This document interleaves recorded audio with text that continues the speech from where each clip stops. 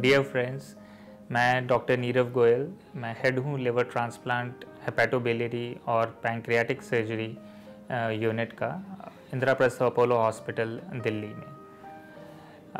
हमारे पास पेशेंट्स जो आते हैं वो उनको लिवर सिरोसिस होता है या लिवर फेलियर होता है, और बाकी मरीज़ जिनको कैंसर्स हैं, लिवर के, गॉल ब्लैडर के कैंसर्स हैं, पैंक्रियास के कैंसर्स हैं, ये मरीज़ हम ज़्यादा तौर पे देखते हैं।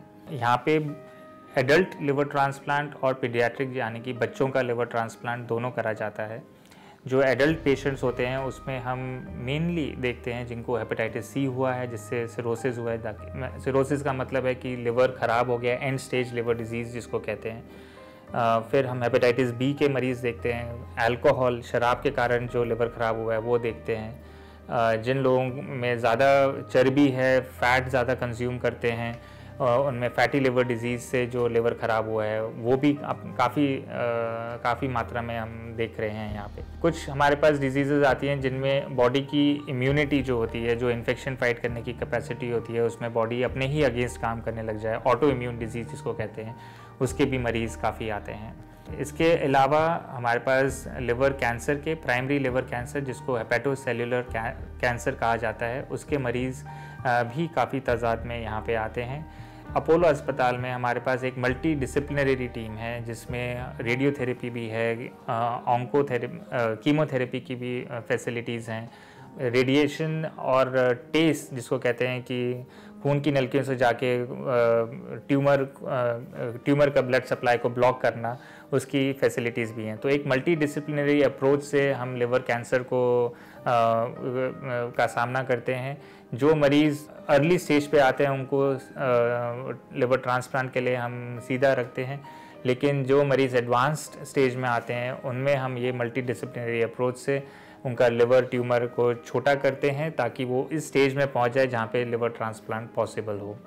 और बच्चों में मेनली बिलियरी एट्रीशिया, जिसमें कि पित्त की नलिकाएँ बनी नहीं होती हैं, उनमें रुकावट होती है पैदाइशी, उनका ट्रांसप्लांट करा जाता है।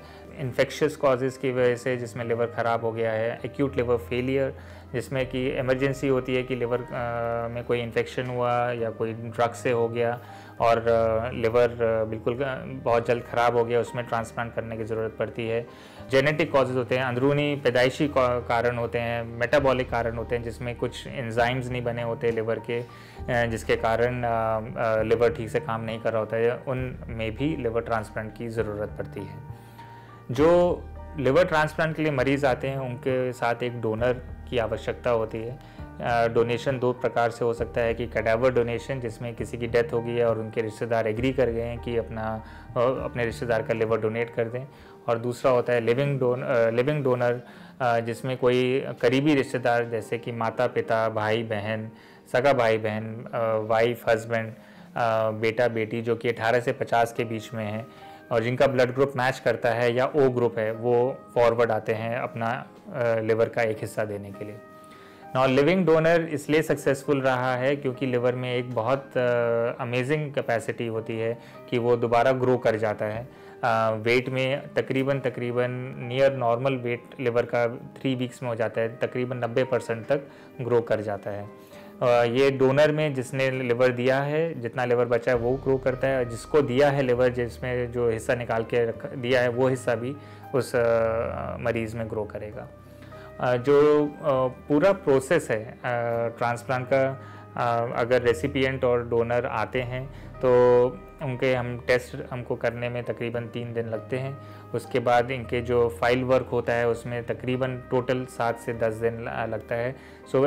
अगर आज मरीज़ आता है अपने डोनर के साथ तो 7 से 10 दिन में वो लिवर ट्रांसप्लांट के ऑपरेटिंग टेबल पे पहुंच जाता है।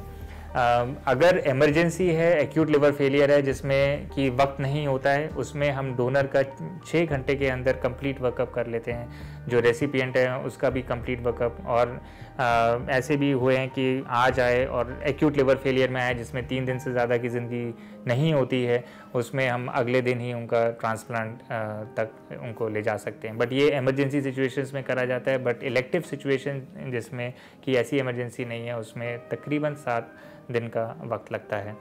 जो ट्रांसप्लांट होता है वो तकरीबन 10 से 14 घंटे चलता है। जो डोनर का ऑपरेशन पहले 6-7 घंटे में ख़त्म हो जाता है और उसके बाद वो आईसीयू में जाते हैं। पहले 3 दिन आईसीयू में रहेंगे, उसके बाद वार्ड में शिफ्ट करते हैं और 8वें दिन पे डोनर डिस्चार्ज हो जाता है एंड यूजुअली 2 हफ्ते के बाद वो नॉर्मल अपने सब काम काज कर सकता है।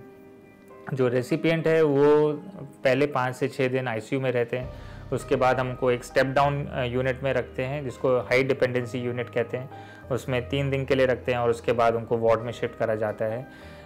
रेसिपिएंट अगर सब ठीक ठाक जा रहा है तो यूजुअली 2 से 3 हफ्ते के बीच में उनको डिस्चार्ज कर दिया जाता है। जो रेसिपिएंट्स हैं 90 से 92% रेसिपिएंट्स बिल्कुल ठीक ठाक रहते हैं एंड बहुत रैपिड रिकवरी होती है और उनका जो नॉर्मल मानसिक रूप है, जो फिज़िकल एक्टिविटी है, जो सेक्सुअल एक्टिविटी है, वो सब रिटर्न होती है एंड वो काफ़ी एनर्जेटिक लाइफ फिर लीड करते हैं सालों साल उसके बाद।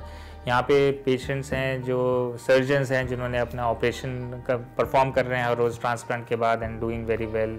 तो ऐसे कई उदाहरण हैं जिनके बहुत अच्छा रिकवरी रहा है एंड रैपिड रिकवरी रहा है। अपोलो अस्पताल में अब 2800 से ज़्यादा ट्रांसप्लांट हो चुके हैं, 500 से ज़्यादा कैडावर ट्रांसप्लांट हो चुके हैं। अगर हम बच्चों की बात करें तो 200 से अधिक बच्चों के ट्रांसप्लांट हो चुके हैं। पहला अस्पताल जहाँ पे कैडावर ट्रांसप्लांट हुआ इंडिया में, पहला अस्पताल जहाँ पे बच्चे का ट्रांसप्लांट हुआ इंडिया में, पहला अस्पताल जहाँ पे लिविंग रिलेटेड लिवर ट्रांसप्लांट हुआ इंडिया में।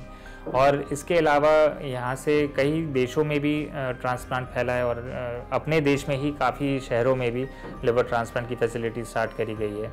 और आसपास के अगर देश देखें तो पाकिस्तान, कज़ाकिस्तान, बांग्लादेश, काफ़ी जगहों पे जाके फैसिलिटी स्टार्ट करी गई हैं।